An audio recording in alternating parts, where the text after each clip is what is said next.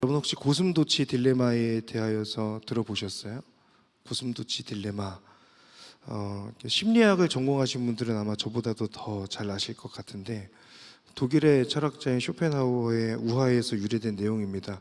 추운 날씨에 그 온기를 위해서 모인 고슴도치들이 서로의 가시에 찔려서 다시 떨어지게 되고, 그러다 결국 적당한 거리를 유지하면서 온기를 유지하고 나누는 법을 깨닫게 된다, 이런 내용이죠. 실제 고슴도치들에 해당되는 모습이 이런 것은 아닌데, 이것은 심리학에서 친밀함을 원하면서도 상처받을 것을 두려워하는 사람의 심리적 방어 기제를 설명할 때 사용되는 용어입니다. 모든 사람은 친밀한 관계를 원할 겁니다. 각자 정도의 차이는 있을지 몰라도 이 자리에 있는 저를 포함한 우리들 중에서 그 누구도 불편한 관계를 원하거나 그런 불편한 관계를 더 편하게 생각하는 분은 아마 없을 거예요. 또한 단순한 친밀함을 누리는 것도 원하지만 그것보다도 더 깊은 사랑을 우리는 원합니다. 가족이나 혹은 친구 관계에서의 사랑, 때로는 한 사람과의 깊은 사랑의 관계를 원하죠. 우리가 외롭다고 말할 때가 있잖아요. 외롭다고 말하는 것은 사실은 그만큼 이런 사랑에 고프다는 것을 의미하는 말이기도 합니다. 그러나 어떤 분은 반복되는 관계적인 어려움으로 인하여서 혹은 관계 속에서 받은 상처로 인하여서 적당한 관계를 원하거나 때로는 외로움을 선택하는 경우도 있는 것 같습니다. 내가 설정해 놓은 경계선을 다른 사람이 넘어오지 않기를 원하고, 때로는 그 선을 누군가가 넘어오게 되면 다시금 피하거나 혹은 오히려 공격적이 되거나 그런 모습들이 우리 안에 있지는 않은가라는 생각을 해보게 돼요. 사람과 사람의 관계를 생각해 본다면 사실 모든 관계는 다가감과 수용의 연속이라고 할 수 있습니다. 관계 속에서 다가가서 친밀함을 누리고 또 때로는 거리를 두고 사는 것이 우리의 삶의 연속이라고 할 수 있어요. 저희 인도 아웃리치 갔다가 수요일 오후에 돌아왔는데, 그곳에 가면 선교사님이 계세요. 갈렙 공동체에서 오랫동안 섬기다가 이제 지금은 선교사로 가 계신 선교사님 가정이 있는데, 그곳에 10살 된 아들이 하나 있습니다. 그 정권이라고, 저에게 JK라고 이렇게 부르는 아이인데 너무너무 진짜 귀엽고 잘 웃는 아이예요. 이 귀엽고 잘 웃는 아이, 남자아이인데 얘가 이제 저희 팀과 같이 지내면서 굉장히 즐겁고 재밌게 잘 웃으면서 잘 지냈습니다. 매해 오는 팀마다 한 명씩 타겟이 있대요. 그 한 명이 항상 그 형제, 그 아이 옆에서 계속 붙어서 이렇게 놀고 이렇게 장난치고 이제 그런, 올해는 한 명은 아니고 한 뭐 경준 형제입니다, 선우 형제 몇 명이 이제 그런 일들이 있었던 것 같은데, 그러다 보니까 이 아이가 너무 즐거웠나 봐요. 저희가 이제 공항에서 마지막 인사를 하는데 갑자기 엄마한테 이렇게 엄마를 부둥켜 하고 막 울기 시작하는 거예요. 사실은 짧은 시간이었는데 이 아이는 처음부터 저희들에게 마음을 활짝 열고 다가왔던 것 같고, 그러나 사실 예정되어 있었던 이별의 시간이었잖아요. 사실 저희 청년들은 그걸 아니까 사실은 이렇게 잘 돌아서서 공항 안으로 들어갔거든요.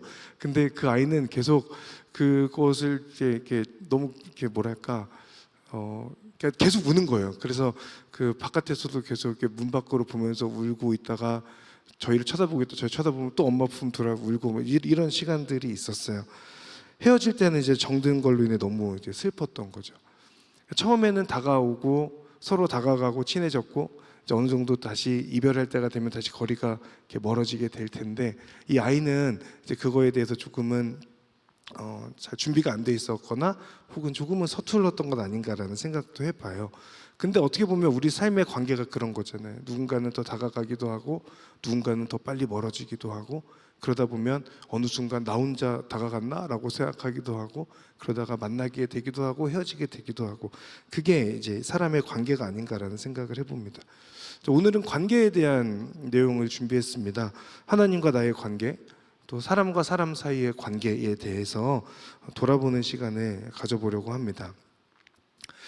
사람이 다른 피조물과 다른 점이라고 한다면 하나님의 형상으로 지음받았다라고 하는 것일 겁니다. 여러분, 하나님의 형상으로 지음받았다라고 하는 것이 어떤 의미가 있을까? 여러 의미들이 있겠죠. 근데 그 여러 의미들 중에서 한 가지는 사람은 사랑하는 존재이고 그리고 사랑 안에서 관계를 맺는 존재로 지음받았다라고 하는 것입니다. 누구나 사랑을 주고받는 것을 원한다는 거죠. 사실 동물은 본능적인 존재잖아요. 그런데 사람은 사랑으로 그 본능을 제어할 수 있는 존재입니다. 그러니 사실 사람은 동물과는 전혀 다른 존재, 즉 하나님의 형상으로 지음받게 된 존재라는 거죠. 그러나 하나님의 형상으로 지음받은 이 사람도 그 사람의 사랑이 하나님의 사랑과 다른 것은, 하나님의 사랑은 조건과 기한과 이유가 없다면 사람의 사랑은 이 모든 것에 유통기한이 있다는 거죠. 영원할 것 같았던 사랑도 언젠가는 식는 것이고, 아무런 조건 없다고 말하는 그 사랑도 사실은 내가 내 마음속의 충족을 위한 어떤 그런 유통기한의 사랑의 모습이 아닌가라는 생각을 해봅니다. 이 자리에 계신 분들 중에서 몇 분이 아실지는 사실 잘 모르겠는데 2000년대 초반에 나온 영화 중에서 봄날은 간다라는 영화가 있습니다. 굉장히 오래된 영화인데 이거를 지금 듣고 웃는 분들은 저와 이제 나이가 좀 비슷한 분들이거나 그 위 분들이신 건데, 유지태 씨와 이영애 씨가 이제 주연했던 영화예요. 그 영화에서 가장 유명한 대사가 뭔지 여러분 기억하시는 분 계세요, 이 자리에? 없으실 리 없는데 어떻게 사랑이 변하니라고 하는 그 대사였습니다. 유지태 씨랑 이영애 씨가 그 극 중에서, 영화에서 이제 서로 사랑한다, 나는 늘 네 편이야라고 말하면서 그렇게 다가가고 그 사랑을 나눴지만 어느 순간 차갑게 변해버린 그 상대의 모습을 보면서 그 길거리에서 굉장히 예쁜 그 배경에서 유지태 씨가 얘기하죠. 어떻게 사랑이 변하니라고 얘기하고 이제 딱 등 돌리고 떠나가는 그 장면이 있습니다. 이전과 다른 그 모습을 발견하면서 탄식하는 말이죠. 어떻게 사랑이 변하니. 당시 이 대사가 그때 당시에는 유행했습니다. 생각해보면 별것 아닌 대사인데 당연한 것인데 이게 왜 이렇게 그때 당시에 많은 사람들에게서 마음에 울림을 주었는가라고 생각을 해보면 사실은 모두가 다 경험하는 내용이고 모두가 다 공감하는 내용이기 때문인 거죠. 누구나 다 한 번쯤은 그런 감정, 그 이야기를 해보고 싶었던, 하지만 차마 하지는 못했던 이야기인데 극 중에서 대신 해주니까 이제 마음속에 뭔가 그런 감동이 있었던 거죠. 사실 우리 대부분은 나를 있는 모습 그대로 사랑해주고 환영해주는 그런 사람을 만나기를 원합니다. 나의 실패와 나의 연약함을 드러내도 안전하게 나를 품어주고 안아줄 사람, 언제나 그 자리에서 나를 이해해주고 받아주는 그런 사람을 찾는 것이 사실이죠. 사실 연인이나 부부의 관계가 그나마 조금 더 그게 가장 가까운 관계인 것 같긴 합니다. 사실은 이 또한 온전하지는 않죠.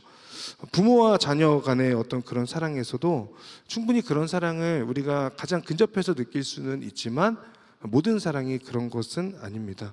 결국 사람이라고 하는 존재는 하나님의 형상으로 지음받아서 사랑하는 존재, 사랑을 주고받는 관계 속에서 누리는 그런 사람으로 우리가 창조되었지만, 그러나 그 사람의 사랑은 조건적인 사랑이라는 거예요. 이유 있는 사랑, 그리고 나 스스로 만족해야만 유지되어지는 사랑을 원하는 거죠. 그러다 보니까 우리가 사실은 관계 속에서 상처를 받기도 하고 힘들어지기도 합니다. 고슴도치 딜레마에 이제 빠지게 되는 거예요. 이런 모습을 보여주는 성경 속의 대표적인 관계가 욥과 세 명의 친구들이라고 할 수 있습니다. 욥과 세 명의 친구들, 여러분 욥기를 아마 다 읽어보셨거나 한 번쯤 묵상해 보셨을 텐데, 욥기의 대부분의 내용은 42장까지 있는 대부분의 내용은 욥과 친구들의 대화의 내용입니다. 처음에 1장부터 3장까지는 1장부터 2장은 욥에 대한 내용을 설명하고 3장에서는 욥이 자신의 이야기를 하고 4장부터 그 32장까지인가 31장까지인가요? 거기까지가 욥과 세 명의 친구들이 계속 서로 대화를 주고받는 내용이 전부예요. 그리고 33장인가에 가서 갑자기 엘리후라고 하는 새파랗게 젊은 녀석이 한 명이 딱 나타나더니 형님들의 이야기를 듣다 보니까 내가 도저히 못 참겠습니다 라고 얘기하면서 나와서 세 명의 친구들도 정죄하고 욥도 정죄하는 내용이 37장인가까지 나오고, 그리고 나서 38장인가 거기에 가서 갑자기 하나님이 등장하셔서 너희 5명 다 잘못됐어 라고 하시면서 상황을 정리하시고, 그 욥이 갑자기 깨갱하면서 하나님 앞에 하나님 제가 잘못했습니다 라고 하는 게 욥기의 이야기거든요. 욥이라고 하는 사람은 하나님께는 신실한 믿음의 소유자였고, 사람들 사이에서는 정직한 사람이었고 의로운 사람이었고 또 부유하기도 했던, 어찌 보면 완벽한 조건의 사람이 욥이었다고 할 수 있습니다. 그러나 어느 날 모든 재산과 자녀와 건강을 잃어버리게 되죠. 이해할 수 없는 고통 앞에서 욥은 울부짖습니다.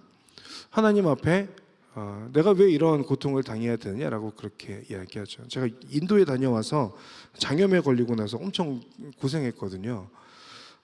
선교를 다녀왔을 뿐인데 하나님 제가 왜 아파야 되죠? 라는 생각을 했어요. 사실 인도에서 먹은 것 때문에 잘못된 것도 아니고, 인도 갔다 와서 집에 와서 먹은 그 가기 전에 잘라놨던 수박을 먹은 것으로 인하여서 제가 장염이 걸린 걸로 지금 거의 확실시 되는데, 저는 그것도 모르고 하나님 앞에 왜 저 선교 갔다 왔는데 이렇게 아프게 하세요라고 이제 그렇게 한탄을 했죠. 너무 아팠어요. 너무 힘들었어요. 욥의 고통은 감히 상상도 안 됩니다. 근데 그럼에도 욥은 모든 재산을 잃고 자신의 온몸에 종기가 나서 이 기왓장으로 몸을 긁어야 되잖아요. 그 정도로 고통스러운 상황 가운데 있을 때에도 욥은 끝까지 하나님 앞에서 또 사람 앞에서 자신의 결백을 이야기하거든요. 그만큼 이제 믿음을 잃지 않는 욥이었던 거죠. 욥기를 읽다 보면 욥은 너무 비현실적인 믿음을 가진 사람이어서 욥의 믿음도 어느 정도 깊었는지 상상이 안 되기도 합니다. 이런 욥의 고통을 친구들이 들었어요. 3명의 친구들이 나옵니다. 대만 사람 엘리바스, 우리가 갔다 왔던 대만이라고 생각하시면 안 돼요. 대만 사람 엘리바스, 수아 사람 빌닷, 나아마 사람 소발이 나옵니다. 이들은 다 지역을 봤을 때는 떨어져서 살고 있었던 친구들이에요. 그리고 당시의 문화가 유유상종의 문화였을 것으로 추측이 되니까 이들도 또한 지역에서 나름의 신앙을 가지고 있었던 사람들, 그리고 부유한 사람들이었을 것으로 보여집니다. 근데 이들이 욥의 소식을 듣고 각각 자기 집을 나서서 욥을 찾아와요. 근데 욥을 찾아오는 이유를 11절에서 설명하거든요. 어떻게 설명하냐면, 그에게 가서 그와 함께 슬퍼하고 위로할 마음으로 만나기로 약속했다라고 나옵니다. 그러니까 욥의 슬픔을 들었어요. 그리고 그 슬픔에 동참하고 욥을 위로하고 함께 슬퍼하기 위해서 지금 욥을 찾아오는 거예요. 각자 자기 신의 자리에서 이제 한 곳으로 욥이 있는 자리로 모이게 되는 거죠. 그리고 이들이 욥을 만나는 순간 어떻게 행동하였는지 우리 12절과 13절의 말씀을 보면, 12절 13절 우리 아까 읽었지만 우리 한 번 더 한번 읽어볼까요? 12절 13절 같이 읽겠습니다. 시작. 그들이 멀리서 눈을 들어 보았는데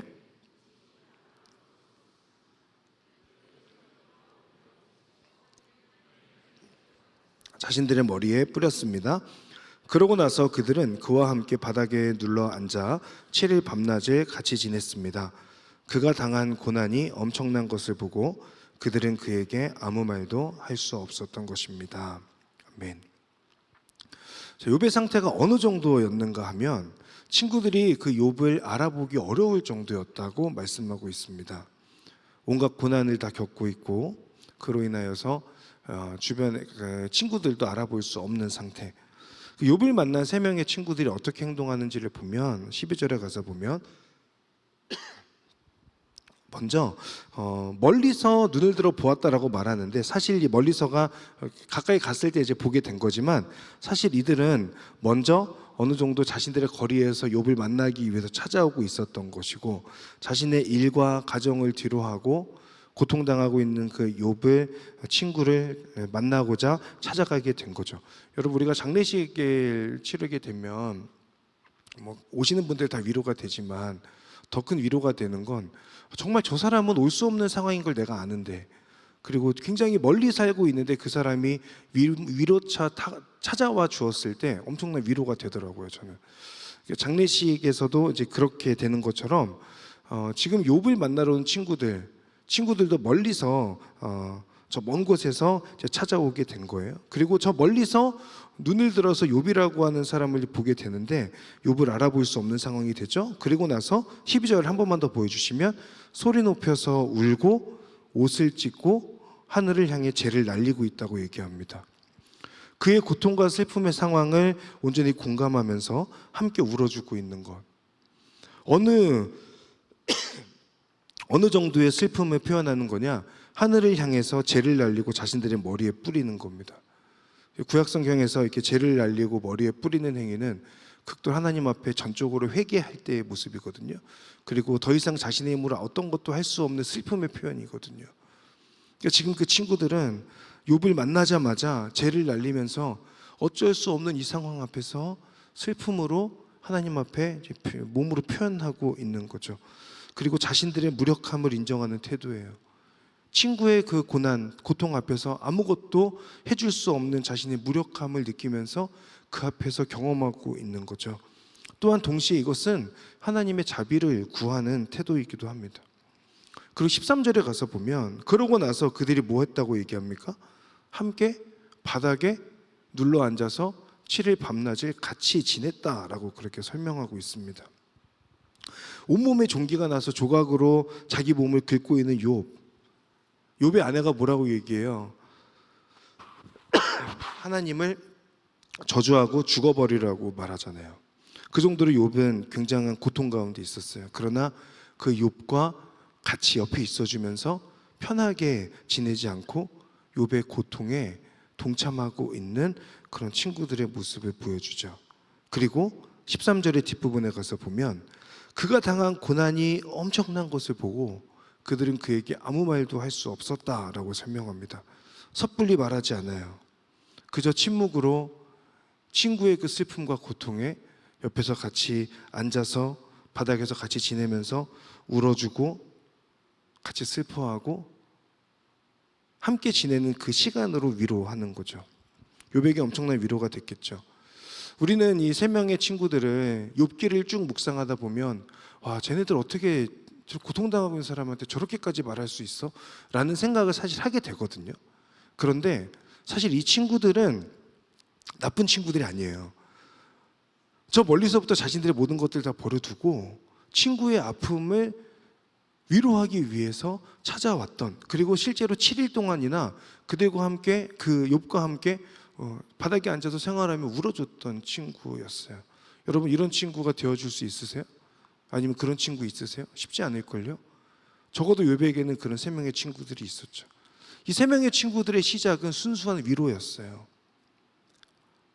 이 욥에 대한 그 욥의 고통을 보면서 순수한 위로의 마음으로 찾아오게 되었던 거죠. 그런데 이 욥기가 욥과 친구들의 대화라고 말씀드렸잖아요. 이랬던 친구들이 4장부터는 완전히 돌변하기 시작합니다. 4장부터는 욥을 정죄하고 욥을 판단하고 욥에게 회개하라고 말해요. 2장의 모습과 4장부터 나오는 친구들의 모습은 너무나도 다릅니다.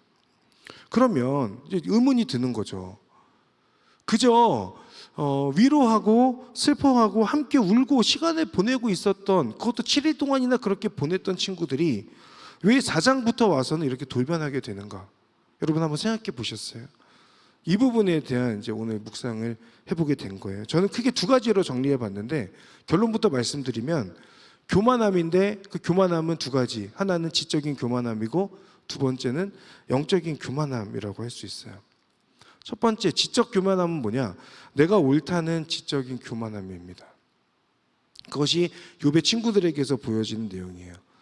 자, 친구들의 말을 4장부터 나오는 내용들을 쭉 살펴보면서 유추해 볼 수 있는 것은 당시 믿는 자들에게 있어서 한 가지 생각이 있었어요. 그것은 뭐냐면 인과응보였습니다.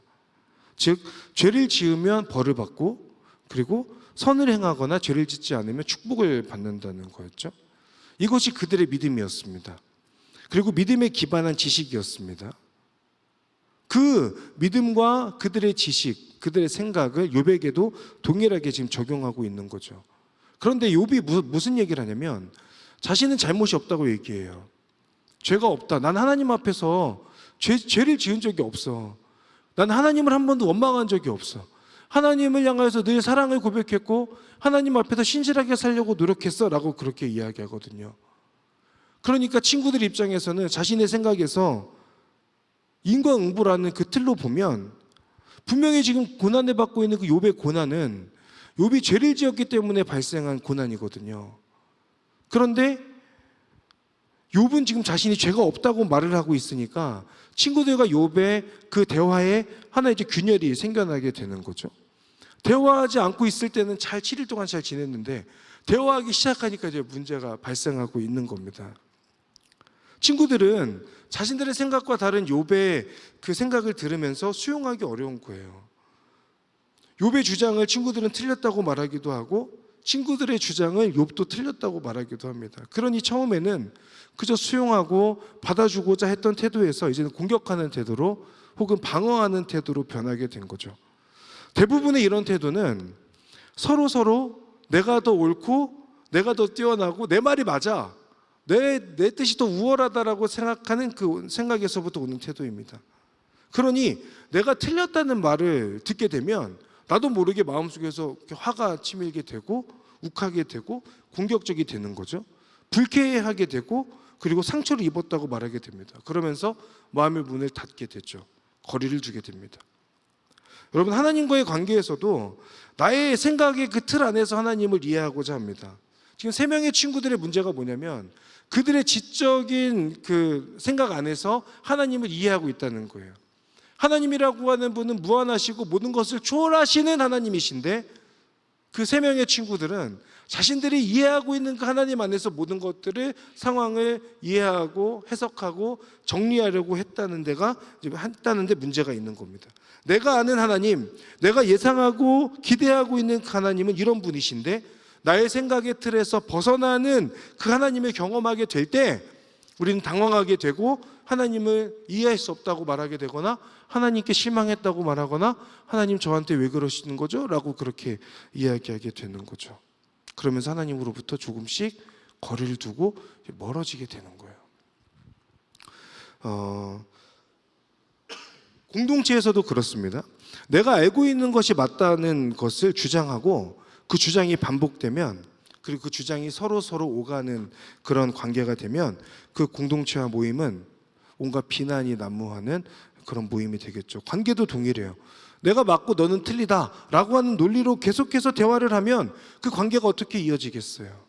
더 이상 지속될 수 없는 관계가 되죠. 사랑의 관계는커녕 정상적인 관계를 유지하는 것 자체가 어려워집니다. 그러니 이 지적인 교만함의 친구들의 모습에서 우리가 발견하게 되는 첫 번째 교훈은 뭐냐? 우리에게 필요한 것은 언제나 사람이 옳은 것이 아니라 하나님만 옳으시다라고 하는 그 생각이 우리 안에 필요하죠. 그리고 또 하나는 나의 생각과 나의 잣대와 내가 가지고 있는 기준이 늘 옳지 않을 수 있다는 그 가능성을 염두에 두고 살아야 돼요. 언제든 나는 틀렸다는 것을 인정할 수 있는 용기가 우리 안에 필요하게 되는 거죠. 그것을 인정하지 못하면 사람과의 관계에서도 어려워지고 하나님과의 관계에서도 어려워집니다. 제가 경험하는 것들이에요. 여러분들 중에서도 아마 경험하시는 분들이 계실 거예요. 우리는 언제나 틀릴 수 있습니다.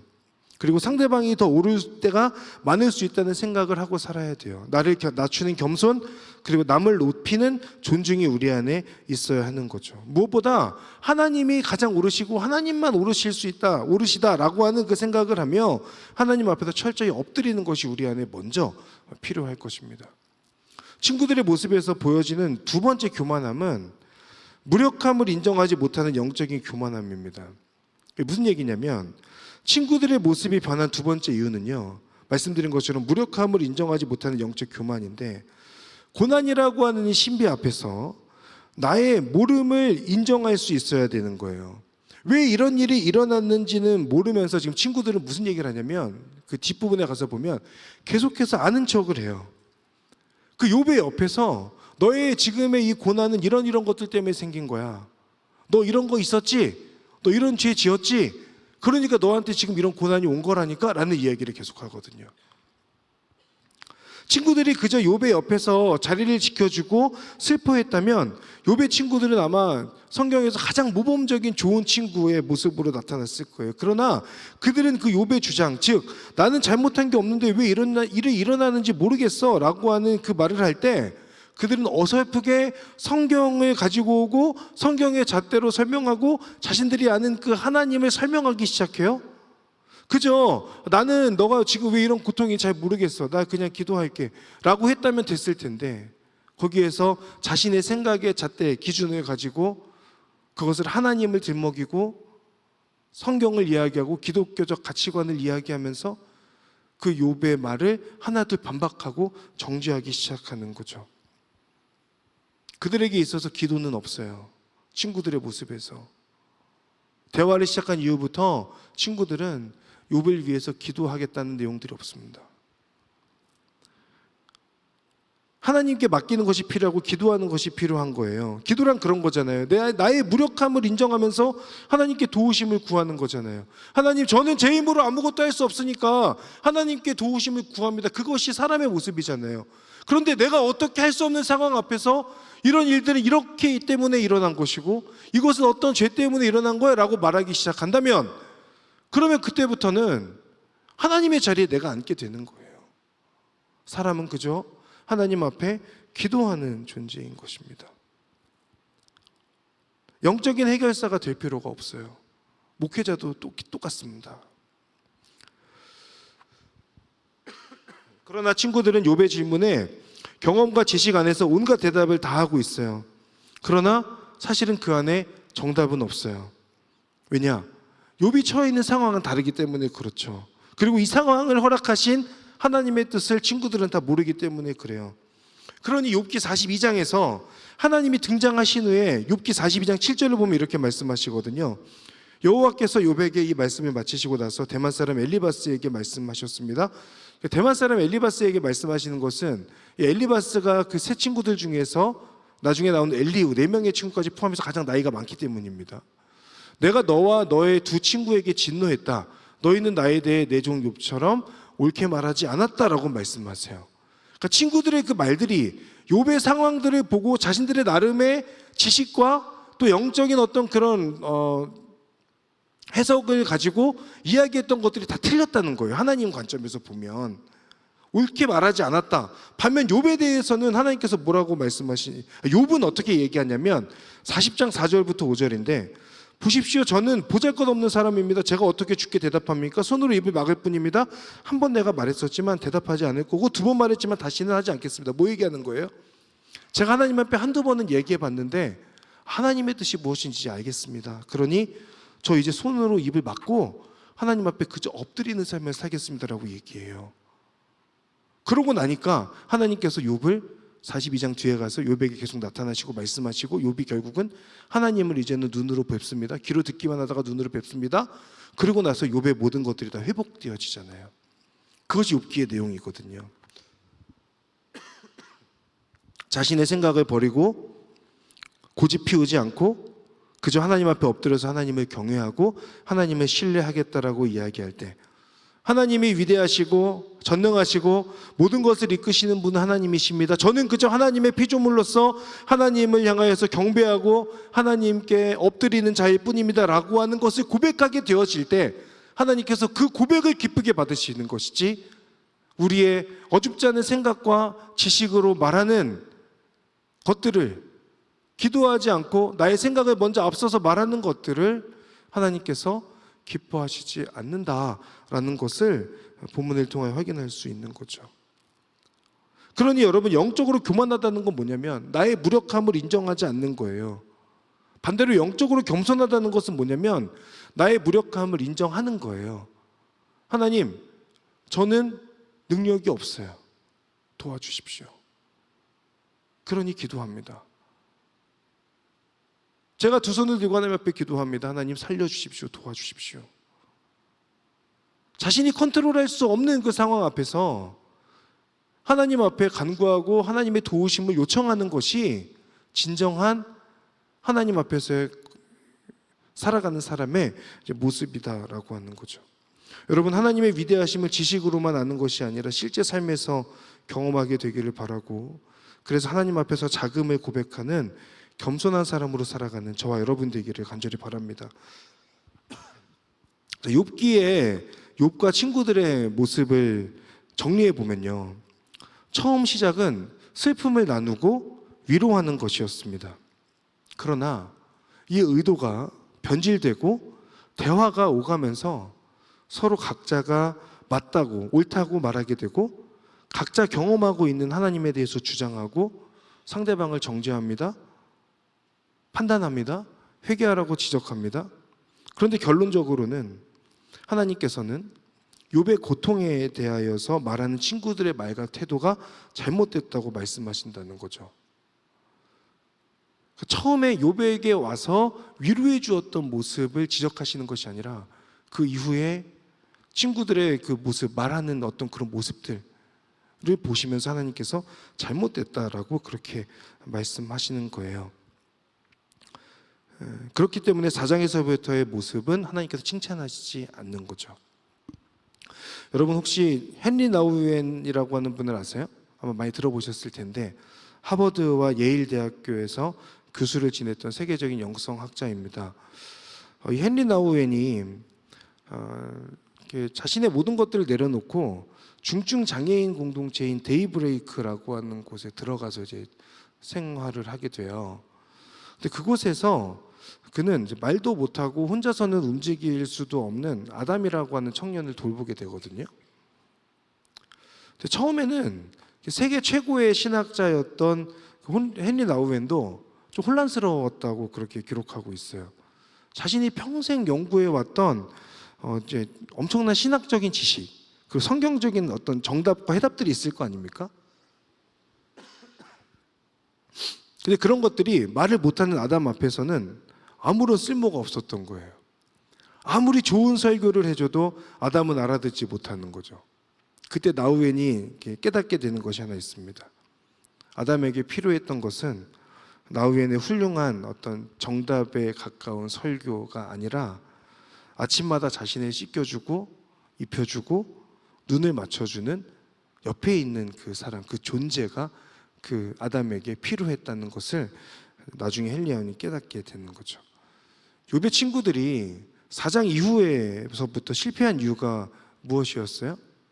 자신의 곁을 내어주는 것으로 시작했지만 어느 순간부터는 자신의 곁을 내어주는 대신에 자신들의 어떤 지식, 그것으로 욥을 고치려고 하는 그 순간부터 그들과 욥의 관계가 이제 어긋나고 죄가 시작되어지는 거죠. 여러분, 가장 위대한 사랑은 내 머릿속에 있는 정답을 강요하는 것이 아니라 나의 시간과 나의 곁을 기꺼이 내어주는 것이 가장 위대한 사랑이 아닌가라는 생각을 해봅니다.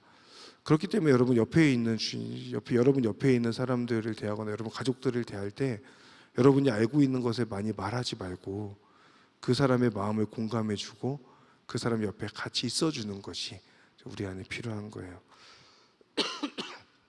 사실은 이 얘기를 드린 것은, 길게 여기까지 온 것은 하나님께서 우리를 찾아오실 때도 욥의 친구들처럼 우리를 찾아오셨다는 이야기를 하기 위해서예요.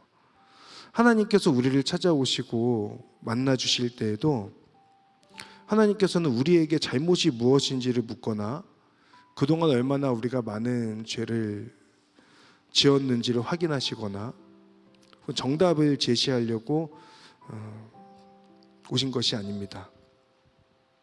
그동안 네가 어떤 생각을 하고 살았는지, 어떠한 모습으로 과거에 어떠한 생각과 행동으로 죄를 지었는지를 확인하고자 또 확인하려고 오신 것이 아니에요. 그것들을 물어보시고 판단하시고 정죄하시면서 너 그랬구나, 정답은 이거야 라는 것을 알려주시려고 다가오신 것이 아니에요. 여러분, 하나님의 만났던 경험이 있으시면 잘 생각해 보세요. 하나님을 만났을 때를 생각해 보면 하나님은 여러분들에게 오셔서 어떤 조건이나 혹은 여러분들에게 어떤 이유를 대지 않으셨잖아요. 그죠? 하나님은 다가오셔서 사랑한다고 말씀해 주시고 그 이후부터 내가 너와 함께 하겠다고 말씀하셨어요. 성령으로 우리와 함께 하시고 임마누엘 하나님으로 우리와 함께 하시겠다고 말씀하신 분이 하나님이세요. 사실 우리는 하나님의 사랑을 처음 받으면 이해가 안 되죠. 만약에 여러분 이해가 되셨다면, 내가 왜 하나님을 사랑받는지 이해가 되셨다면 다시 만나셔야 돼요. 하나님이 나를 왜 사랑해 주시라는 것이 이해가 되지 않는 것이 맞습니다. 왜 나를 사랑하시지? 왜 나 같은 죄인을 만나 주시지? 왜 나 같은 죄인과 함께 하신다고 말씀하시는 거지? 왜 나를 받아주시는 거지? 라고 하는 것이 하나님의 사랑을 처음 만난 사람의 당연한 반응이에요. 왜? 이해가 안 되니까. 나는 그저 죄인일 뿐인데 나 같은 죄인을 하나님께서 사랑해 주신다고? 나를 위해서 예수님께서 십자가에서 죽으셨다고? 처음에는 온전히 믿어지지 않는 그 어마어마한 그 사랑 앞에서 우리가 엎드리게 될 때 그 사랑이 온전히 내 안에 찾아오고 내 것이 되잖아요. 여러분 그런 경험이 있으세요? 하나님이 그저 여러분을 그저 이유 없이 품어주시는 것, 그저 나를 찾아오시고 끌어안아 주시고 사랑해 주시는 것, 내가 하나님으로부터 멀어지고 하나님이 없는 것처럼 행동하고 반복적으로 죄를 지어도 하나님은 여전히 나를 찾아오시고 나를 끌어안아 주시겠다라고 말씀하시는 것, 그것이 하나님의 전적인 사랑이고 하나님께서 나를 품어주시고 포용해 주시는 거죠. 그리고 그 사랑은 욥의 친구들의 모습처럼 마치 그 시작은 비슷했을지 모르겠지만 욥의 친구들은 방향이 끝이 달랐죠. 하지만 하나님의 사랑은 다르지 않아요. 영원한 사랑이에요. 하나님이 우리를 그렇게 품어주시고 받아주셨다. 이것이 로마서 15장 7절에서 보면 이렇게 되어 있습니다. 로마서 15장 7절을 같이 한번 읽겠습니다. 자, 시작. 그러므로 그리스도께서 하나님의 영광을 위해 우리를 받아주신 것처럼 여러분도 서로 받으십시오. 아멘. 그리스도께서 하나님의 영광을 위해서 우리를 어떻게 받아주셨어요? 십자가에서 자신의 아들을 죽게 하시기까지, 가장 소중한 것을 내어놓으시기까지. 왜? 이유를 몰라요. 나를 위해서 왜 십자가에서 예수님을 죽게 하셨는지 그 이유가 다 설명이 된다면 그러면 우리는 하나님의 사랑을 다 이해할 수 있겠죠. 그런데 이해가 안 되잖아요. 나 같은 죄인을 위해서 왜 예수님이 죽으세요? 오늘 이 자리를 지나고 떠나서 다시 삶의 자리로 가면 똑같이 또 죄를 짓는 모습이 반복이 될 텐데 하나님이 그걸 모르신다고 아시잖아요. 그런데도 왜 주님은 우리를 위해서 십자가에서 죽으셨다고 말씀하시면서 여전히 내가 너를 사랑하고 내가 너를 품고 있다라고 말씀하세요? 이해되지 않는 그 사랑, 그것이 하나님의 사랑이에요. 하나님의 품으심이고 하나님의 포용이에요. 그러니까 우리 찬일 형제님이, 순장님이 기도해 주셨는데 갈렙 수련회 이번에 주제를 준비하면서 어떤 것으로 주제를 정해야 될까를 고민할 때 로마서 15장 7절의 말씀을 가지고 정한 주제가 웰커밍이라는 주제예요.